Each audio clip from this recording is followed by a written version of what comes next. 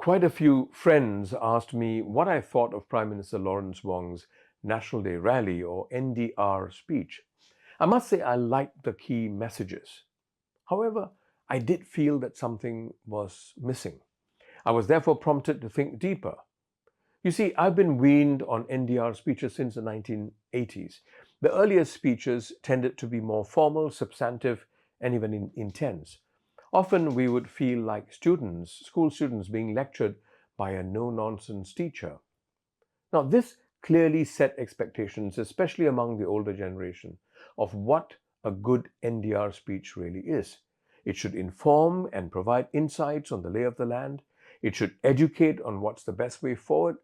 It's also about the leader honoring his accountability to the people. Now, very much like the State of the Union address by the US President annually. Prime Minister Lawrence Wong's speech is different. It's aimed at a younger audience that doesn't like being lectured. They respond better, the audience, to conversations off the stage and away from the pulpit, if you know what I mean. They want their aspirations addressed. They want to be inspired. They value authenticity. To engage their hearts and minds, we must be willing to take a chance on ourselves. We must address what may be inconvenient, even uncomfortable. We must welcome difficult conversations that help to provoke thought and motivate commitment.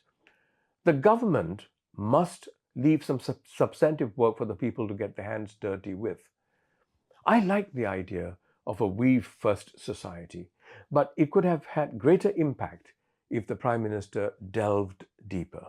He said, and I quote, "We never let each other down, and we will write the next chapter together, side by side, as one exceptional and united people." Powerful ideas. It could have been even more powerful if the PM gave compelling examples of what they actually mean. What does not letting each other mean? What does exceptional mean? What are some wicked issues we must be willing to tackle before we can be truly a united Singapore? Now, take, for example, what the Prime Minister said about the Chinese community,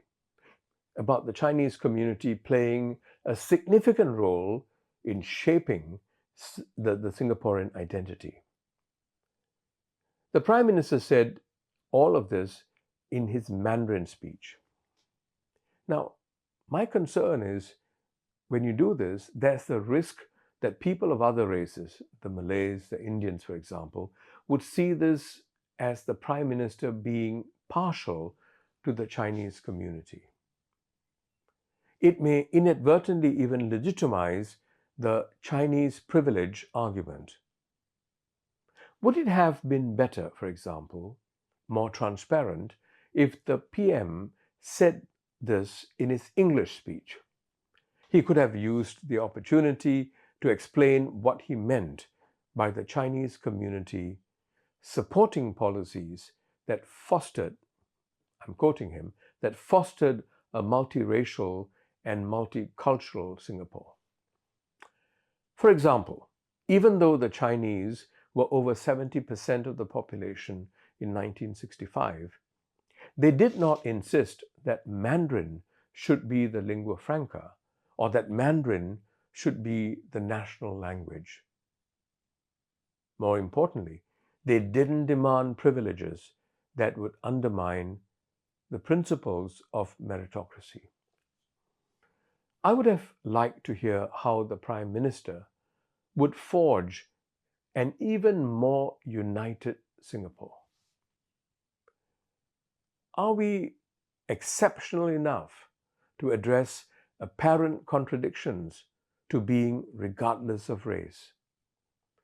Can we talk about the continuing need for ethnic self-help groups and the contention that Singapore is not ready for a non-Chinese Prime Minister?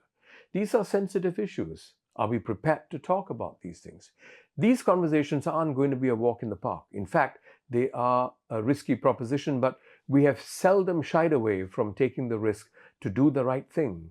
This is what has made us exceptional, if you ask me. The younger generation want more unscripted conversations.